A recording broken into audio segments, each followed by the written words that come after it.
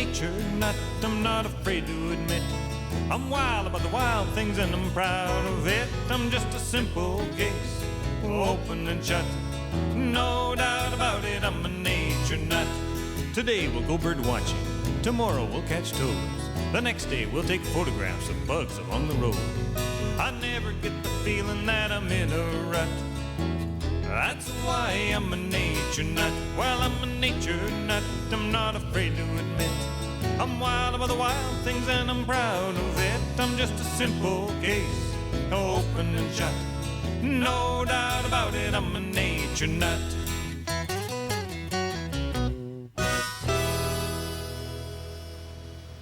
Hi there. You know, a lot of people think that caterpillars are only out in the summertime, but the truth is you can find caterpillars any day of the year. So no matter where you are, every day is a good day for caterpillars. You know what I mean by caterpillars, those worm-like baby forms of butterflies and moths. They're called larvae if you use the technical name. Anyway, I've got a special treat for you. We're gonna go see my friend Frank Turner, who raises tropical caterpillars at a butterfly farm. And, oh, I should tell you too, his name is not Frank Turner. He called me the other day on the answering machine, said, "Hey, John, it's Frank Turner. We got to get together." And I thought, I'm not phoning this guy back. I don't know anybody called Frank Turner. Truth is, it was Brent Carner. I've told this story to a number of our friends, and we all call him Frank Turner now. So you and I might as well call him Frank Turner too, don't you think? Let's go see Frank Turner. This is the butterfly house of the Devonian Botanic Garden. It's the next best thing to a tropical rainforest. And although I realize you probably know this already, let's review the basic life history of a butterfly or a moth. Why are there caterpillars in the first place? I'll bet you know the answer to that question.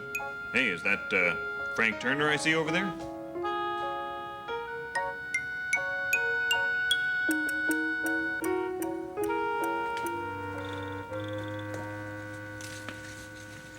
So, Brent? Yes, What sir. kind of butterflies are eating this passion flower vine here? Well, we have some longwings from South America called the heliconiids. Heliconiids, Yes, heliconiids. And when they find this plant, this is the plant they find very tasty, she will lay eggs on it because larvae do not walk that well. So she's going to have to find the right place. A good place to look is at the tips. And you can see a mated female has been here. And there you go. You'll have the nice yellow dots. A nice yellow egg on a green background. You'd think that would be a really obvious thing for something that wanted to eat butterfly eggs. Well, it is obvious, and in this case it's all right because these are poisonous eggs. These are poisonous butterflies and poisonous caterpillars because passion flower is a poisonous plant. So they want to stick out, and that's a defense of theirs. Talking about defenses, this plant also has a lovely defense because as a plant you don't want eggs laid on you because otherwise you'll get caterpillars eating your leaves, and you'll notice these little bumps that this plant shows right there. And here you can see fake eggs. Well, look at that. They look like little fake eggs. That's right. Absolutely. So a mated female will pass this by thinking there's already eggs there, and this will protect the plant from being eaten later. First rate. Doesn't seem to work Doesn't work all the time, though. And you'll get these eggs, and from those eggs you will get the scourge of the gardener. There you go, the caterpillar. That's right. And yes, it eats leaves and eats quite a few of them. Now this one will grow. They'll shed their skin a number of times, 4 or 5 to be exact, and each time they do that they will reach a new instar.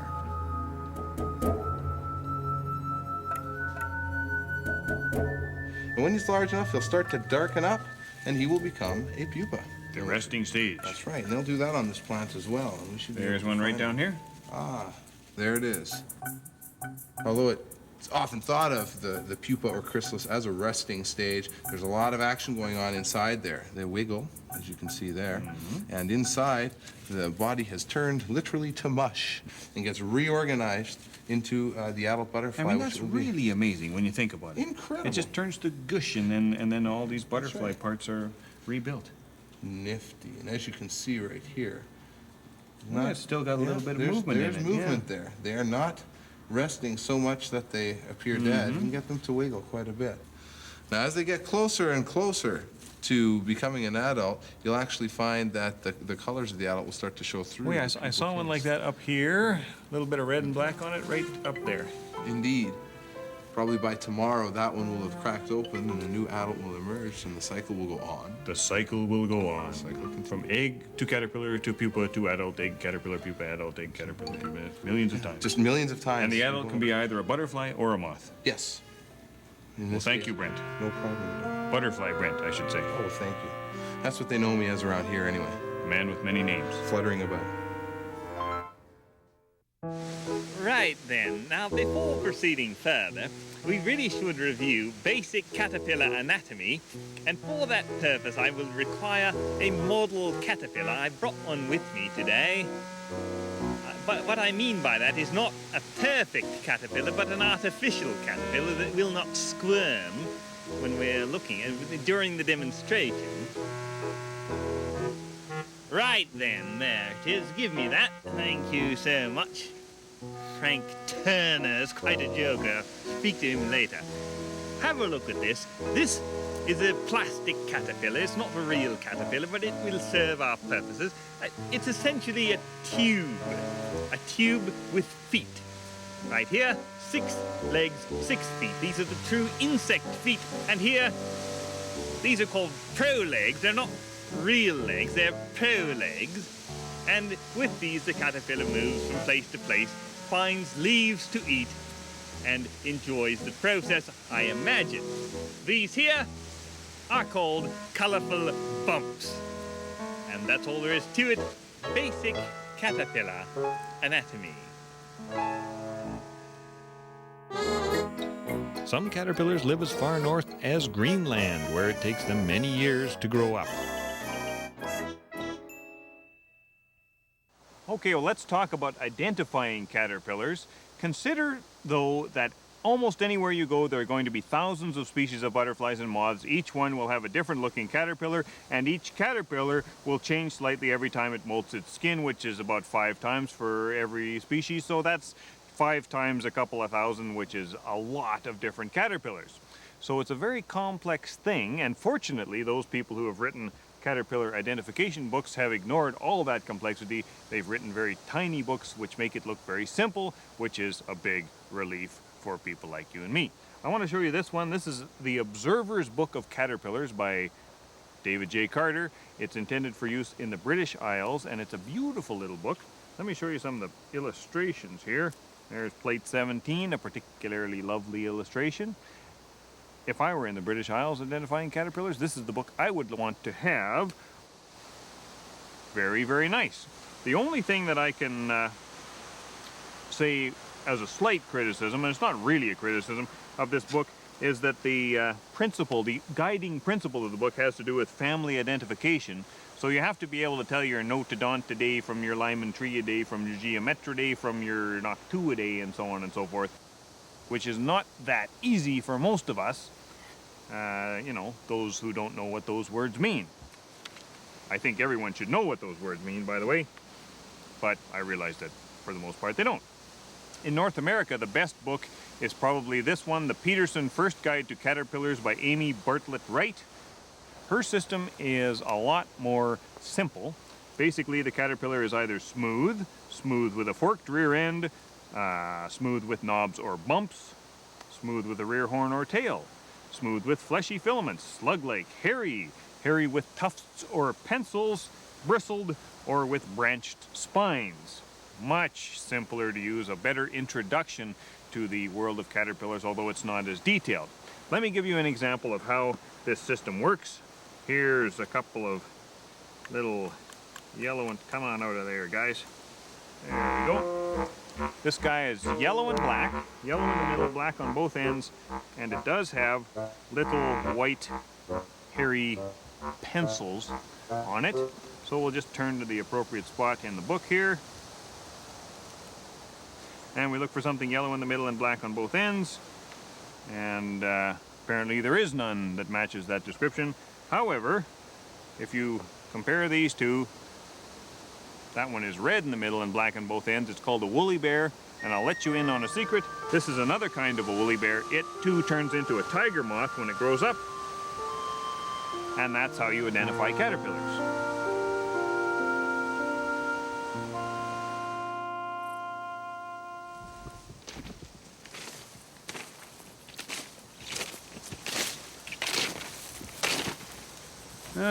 Okay, let's see what we got. A little bit of beating net, standard technique.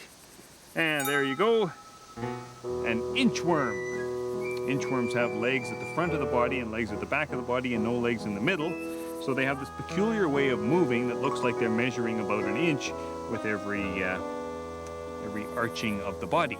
This one, though, is not quite that big. It's more like a centimeter worm. And right now it's trying to look like a twig. That's a very typical thing for them to do, to hold on with the pro legs at the back and stick the rest of their body out into the air and just to look like a little twig. There are many, many different kinds of inchworms. Big subject. They turn into inchworm moths. Geometrid moths. Nice moths. They look kind of like butterflies.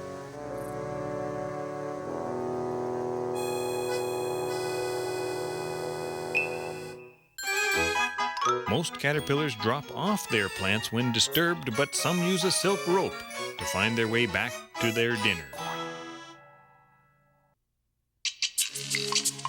Now, isn't this a weirdie? You know, you stare at plants long enough, you're bound to find some interesting caterpillars. I wish I could tell you what kind of caterpillar this is, but I have no idea. It falls into the smooth with bumps or knobs category, and that's as far as I can take it. But I do want you to notice a few things. If you were a bird and you were looking for a typical cigar-shaped caterpillar, this angular shape would throw you off. It'd be harder for you to recognize this as a caterpillar. Look at this little, you know, football-shaped head and stuff like that. Very strange. And the other thing that is interesting about this caterpillar, you notice that white splooch on the back? When a caterpillar has a big white blob on it like that, it looks like bird poop. And no bird in its right mind is going to eat bird poop. So, I wish you all the best, little caterpillar. Should have a safe life. All those defenses. There are tiny caterpillars that live on sloths, eating green algae on the sloth's wet fur.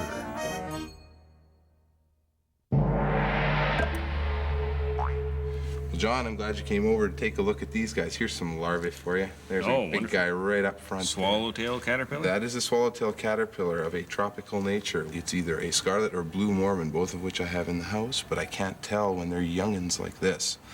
It's a great time, though, to talk about larval defenses. Oh, yes, okay. This guy here, you can just take one look at him. It looks a little bit like a snake. Looks a lot like a snake. Yeah, you can even see here, there's two big eyes right there. But those aren't eyes at all. Those are nothing more than eye spots, and that's the middle of his back. And the real head is down here? The real head is underneath, right there. Green? Yeah, ain't much to it. Right there. You can't see any markings on it at all? No, not too much. These are wonderful eye spots because they've also got a little white highlight to make it look like the sun is glistening in the eye of the snake. You know, you need the white of the eyes. Now, as youngsters, when they're a little bit smaller, they'll look a little bit like bird poop. Mm-hmm. They can imitate bird poop then, but as they get too big, I'd hate to see the size of that bird, so they better change something, look like a snake. Although they do have another nifty defense as well if you start to bother them with just a little too much.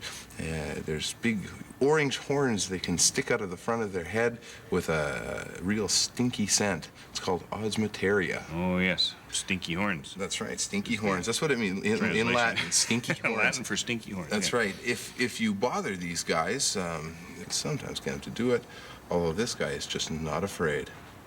There you go. You've made too much of a friend out of him. Well, yeah. Looks like he's made of rubber. Well, he seems quite soft, but he is covered in cuticle like all insects, so he is a little bit tough if you push down on him. But this guy here is just not scared, probably because I bother them far too much, and now he just doesn't think we're any danger at all. In fact, so little so, I could probably have an easy time picking him off the tree and eating him, which would probably be quite tasty because they do eat citrus. This is a citrus tree. Yeah, a lemon lime flavor for this one? This here is a lemon, but normally I grow them on mandarin orange, so they'd be pretty good at Christmas time. Why not? Up to you, hey. I've never tried the one on lemon myself.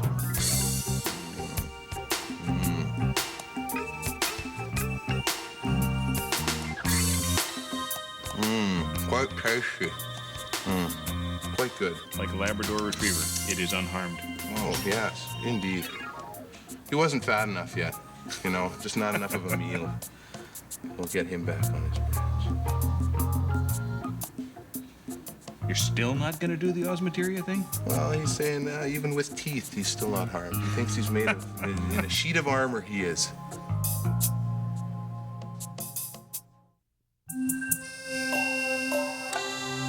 Well, this is one big honking caterpillar, Brent. If you were to find one like this, how would you rear it into an adult moth, sphinx moth in this case? Well, what I would do is first I'd set up myself a rearing jar. Like I've got one just right over here. I'll Regular stick it right in glass front jar? of you there. The start of the show, the rearing jar.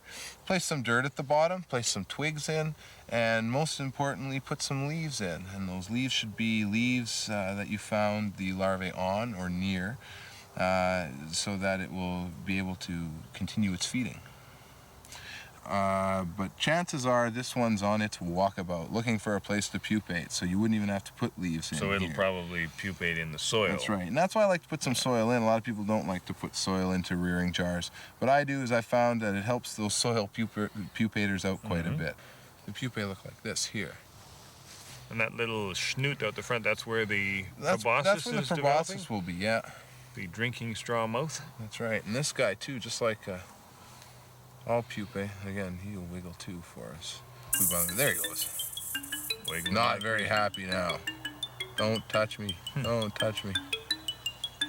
And they'll usually lay right on the ground or just below the dirt. That's why I like to have a little bit of dirt in the rearing jars as well. Well, let's go back though.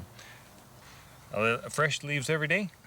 I like to put them in every day, and if you can't, every 2 days would probably suffice. You want the leaves fresh when they're at their most nutritious.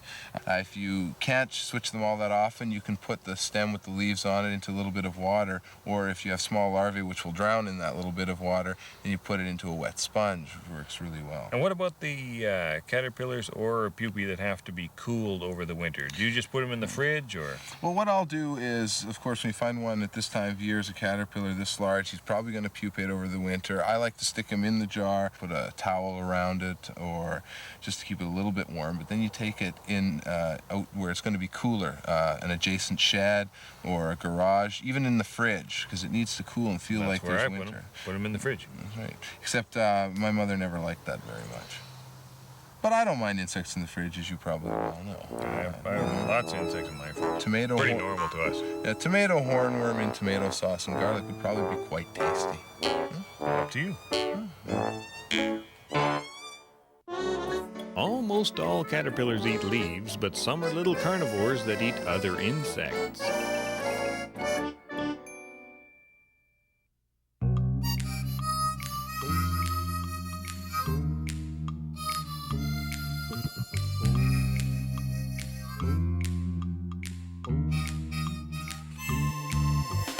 Caterpillar chewing on the leaves of green. Some like pauses and some like beans. Every day the order from the same menu. Close your eyes and listen, you can hear them chew. Chew, chew, chew.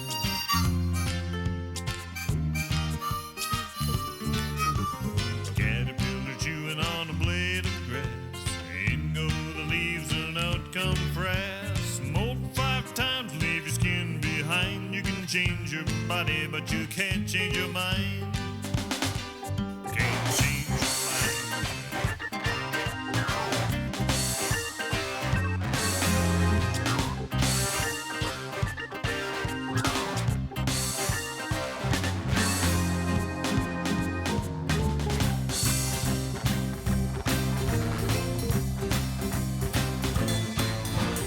Caterpillar chewing on the tree of life. Out on a limb, why don't you leave me alone? Eating and growing just as fast as I can. This branch might be my breakfast, but it won't be my home for long. I got bigger plans than that.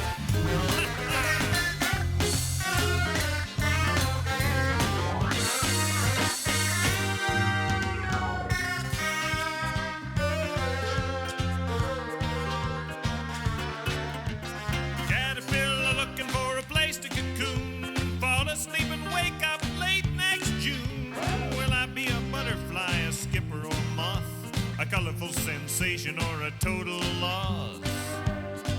I'd hate to be a dull brown moth.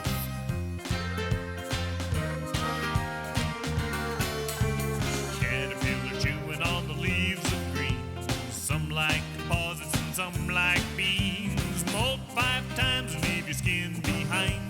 change your body, but you can't change your mind.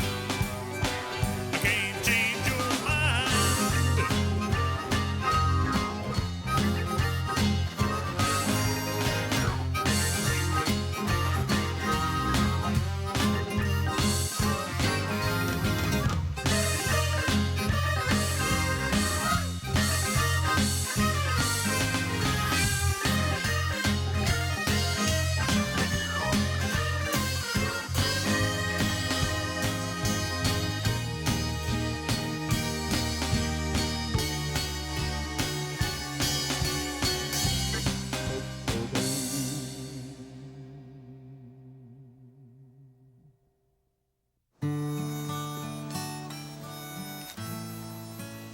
This is a very typical sight. A caterpillar, it's off the food plant, it's walking on the ground. This little woolly bear has left the willow tree that it was feeding on. It's time to quit being a caterpillar and become a pupa, to enter into that resting stage. And what this little critter is about to do is to find a nice sheltered spot where it can spin a cocoon of silk, and it'll take the hairs off of its body and spin those into the cocoon as well, because the hairs are a protection. They make a predator's mouth itchy, so the predator will usually spit the caterpillar out, and they'll work just as well for the cocoon as they did for the caterpillar. Once it's in the cocoon, it sheds its skin, becomes a pupa, rests up over the winter, hatches out as a moth next spring.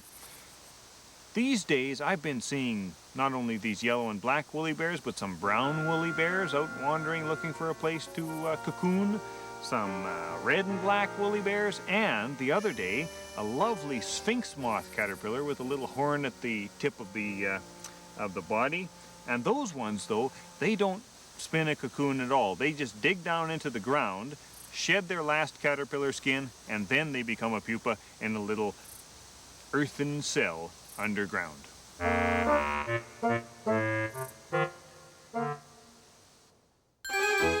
Some caterpillars live underwater inside the stems of water plants.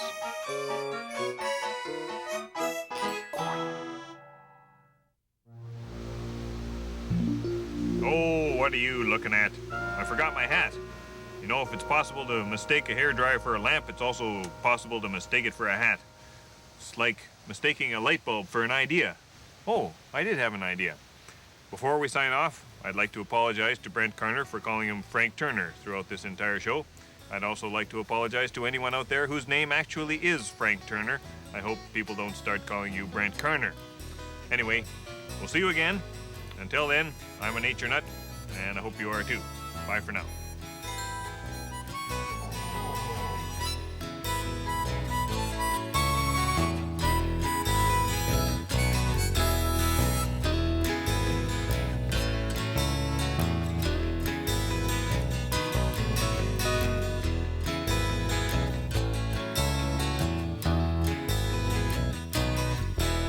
Same time each and every week, uncensored and uncut. No doubt about it, I'm a nature nut.